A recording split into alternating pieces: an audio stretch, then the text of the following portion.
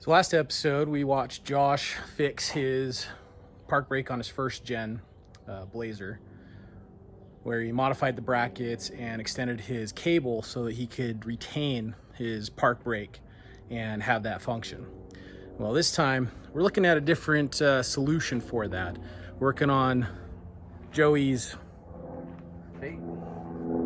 K5 here, and he's got disc brakes on there now, so it doesn't have the same cables or function there. We need to actually approach it a little bit differently. So we got the 14 bolt full float swapped in here. It's got disc brakes on it with the GM 3/4 ton front calipers, which don't have park brakes on them. So we're going to be looking at a totally different solution that uses the hydraulic pressure instead of a mechanical. Also got a nice little shave there on the cover and the housing. And let's look at what we've got. I opted to get the Offroad Design park brake kit. So let's unbag this real quick and see exactly what you get. Obviously, you get the fancy Offroad Design sticker. You can never have too many of those. You're gonna get two steel braided brake lines. Stick those right there. You're gonna get a valve.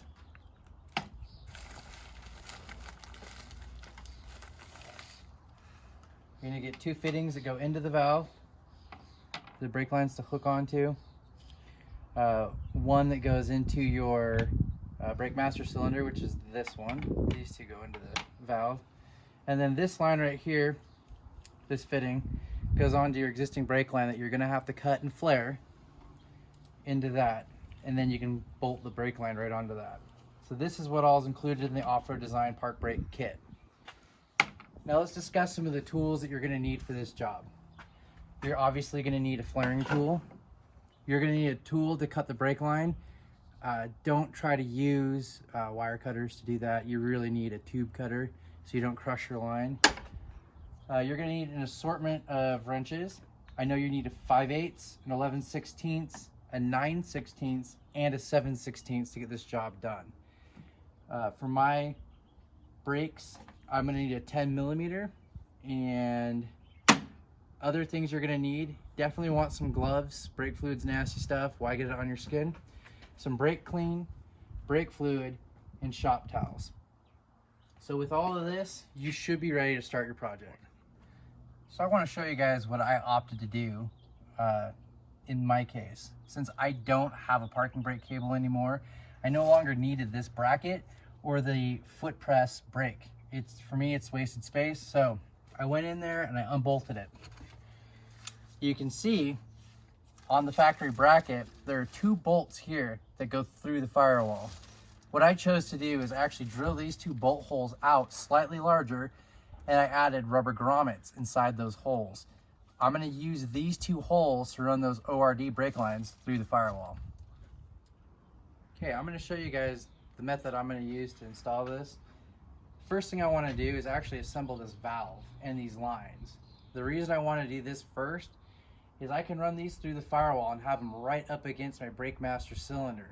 So as soon as I crack that line loose, I can hook these up and not lose quite as much fluid as I would normally. So Ryan, if you wanna come in here, let's show people how these valves go together. So first it has these. Now I already know that I want the two curved ones inside the cab.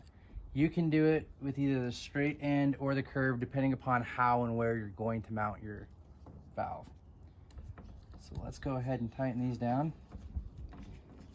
Once I get these tight, we'll show you how we're gonna get this through the firewall. So now that we've got the valve built, I'm gonna go ahead and stick these two lines through the firewall. Here's another free tech tip. Take this valve and close it, because as soon as I open up that master cylinder, it's gonna wanna leak. If I hook this line up, no more leaks. All right, now for the messy part. We're gonna go ahead and unhook the rear brake line and add the top line for that ORD kit. Now I wanna point out something. This is an 88 K5 Blazer. On these late model Blazers, the front line is actually the rear brakes. When you go to the older Blazers, like my 78, the rear is actually the back brake line. So let's get started on this. Using a line wrench, trust me, use a line wrench. You want to go ahead and loosen up that line. So as we started to thread this fitting in, we discovered it wasn't quite tight. Realized that they actually provided us the wrong fitting for the 88 Plus Blazer. That's okay. We ran down to the local auto parts store and we got this adapter. It's a half by 20 to a 9/16 18 adapter. This will screw into the brake master cylinder, and their adapter will actually screw right into the back of this. So we'll go ahead and pick up right where we left off, this time with an adapter. Take this loose again.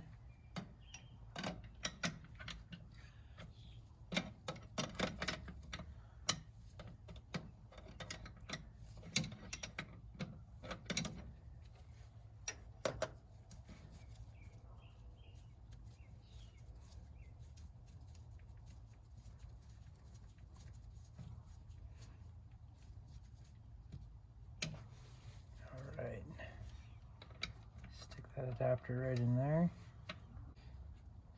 And we'll screw this adapter into this one. Do everything snug. I'm gonna grab this top line here. It goes into the valve inside the cab. And I'm going to just kind of snug everything up. The reason I'm doing this way is so that I can kind of stop the leaking that's happening so we don't lose too much fluid. So the next step in this process is to get your tube cutter. Go ahead and find where you want to cut your tube. And then you just tighten this down. Now you don't want it really tight, just enough that like it's hard to turn. You get some good resistance on it. Spin it, tighten it a little bit more, spin it a little bit more. Now I am mounting this a little bit higher than I think a lot of people will, but I'm trying to keep my lines long so that I have multiple options inside the cab for when I mount this. I think I'm going to mount it to my cage that we're putting in. If I don't do that, I may end up routing it through to my dash. All right, there it is. All right, now one of the most important parts of this entire project is putting this fitting on the line before you flare it, okay? Everybody forgets this part and then you end up cutting a piece of the tube off. So you put this on, this line, let that drop down low, then you grab your flaring tool. All right, now we've got our flange tool hooked up. You can see it's on there. This is actually a 1/4 inch tube. So we stuck it in there and then you just start tightening this tube down until it starts to flange out.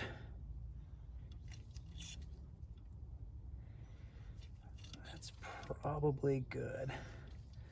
We'll back this off a little bit. We'll inspect our work. See if we flanged enough. Actually, might have just pushed the tube down, so maybe I didn't have the clamp on tight enough. We ended up making a second trip to the auto parts store because our flaring tool was junk and we had to get a new one. So now we've got our brake line flared, as you can see.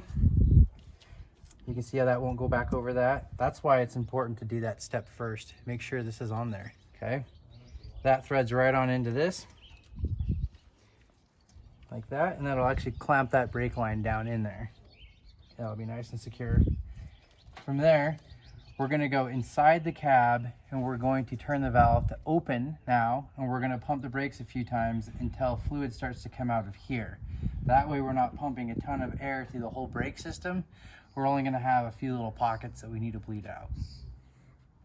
So what we've done now is we've actually bled fluid through this line until it came out without bubbles before I connected it. I didn't want to push through all of that air as we were bleeding the brakes.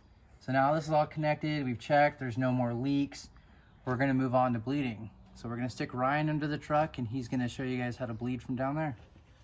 All right, so we're under here, we're gonna bleed the brakes. We're doing the passenger side first. It's furthest away from the master cylinder. So we wanna make sure we get the air out from the furthest point first. Go ahead, Joe. Okay.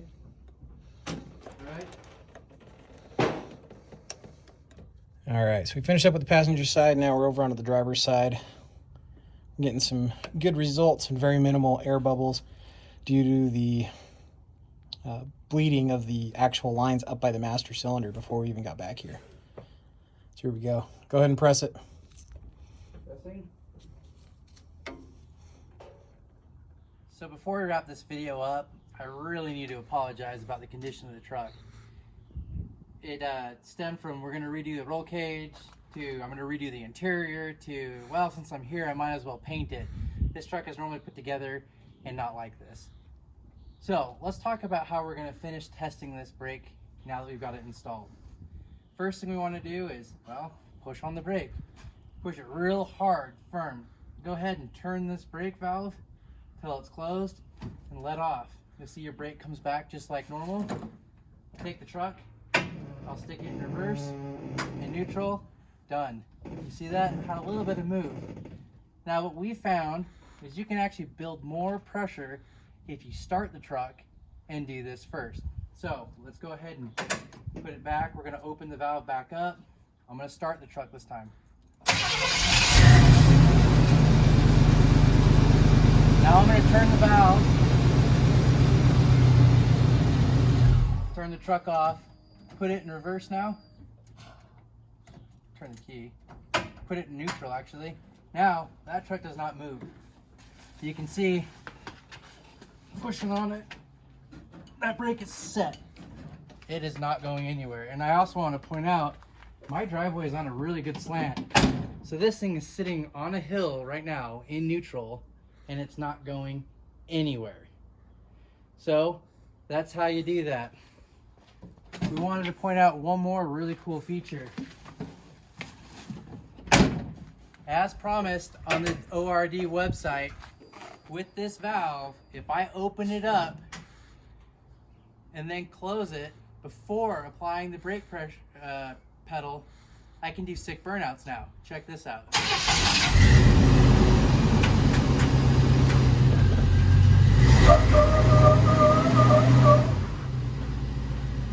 Yeah. If you like what you see on Uinta Garage, go ahead and click that like button. Hit the bell to get notifications when we have new content up. Subscribe to the channel and tell all your friends. It's a cool channel. You'll like it. They'll appreciate it.